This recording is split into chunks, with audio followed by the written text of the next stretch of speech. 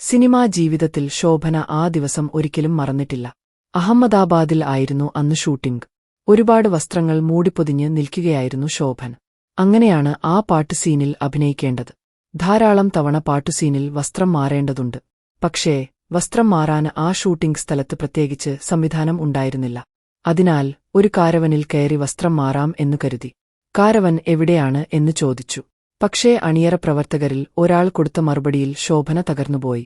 അന്നത്ര പ്രശസ്തയൊന്നുമല്ലാതിരുന്ന ശോഭനയെ നോക്കി അയാൾ പറഞ്ഞത് ഇങ്ങനെയാണ്: ഇവർ മലയാള സിനിമയിൽ നിന്ന് വന്നതാണ്, അവരൊക്കെ എന്തും അഡ്ജസ്റ്റ് ചെയ്യും. മരത്തിന് പിന്നിൽ നിന്നുപോലും വസ്ത്രം മാറുന്നവരാണ് അവർ. വലിയ ആൾ തിരക്കിനിടയിലായിരുന്നു അഹമ്മദാബാദിലെ ഷൂട്ടിംഗ്. അവിടെ ഒരു മരത്തിന്റെ പിന്നിൽ പോയി വസ്ത്രം മാറാൻ ആവശ്യപ്പെട്ടപ്പോൾ എന്തു ചെയ്യണമെന്നറിയാതെ ശോഭന തരിച്ചിരുന്നു. തൊട്ടടുത്തു കിടന്ന കാരവനിൽ നിന്ന് സിനിമയിലെ നായക നടന് ഇറങ്ങിവരുന്നതാണ് തൊട്ടടുത്ത നിമിഷം ശോഭന കാണുന്നത്. സാക്ഷാൽ അമിതാഭ് ബച്ചൻ. ശോഭനയോട് അപമാനിച്ച് സംസാരിച്ചത് വാക്കിഡോക്കിയിലൂടെ കേട്ടിട്ടാണ് ബച്ചൻ ചാടി ഇറങ്ങിയത്. ശോഭനയെ അപമാനിച്ച് സംസാരിച്ചതിന് ബച്ചന് വല്ലാതെ കയർത്തു. മാത്രമല്ല, വസ്ത്രം മാറാൻ തന്റെ കാരവന് ബച്ചൻ ശോഭനയ്ക്ക് വിട്ടുകൊടുക്കുകയും ചെയ്തു. ഇന്നുവരെ പരിചയപ്പെട്ട താരങ്ങളിൽ ബച്ചനോളം വിനയമുള്ള താരത്തെ കണ്ടിട്ടില്ലെന്നാണ് ശോഭന പറയുന്നത്.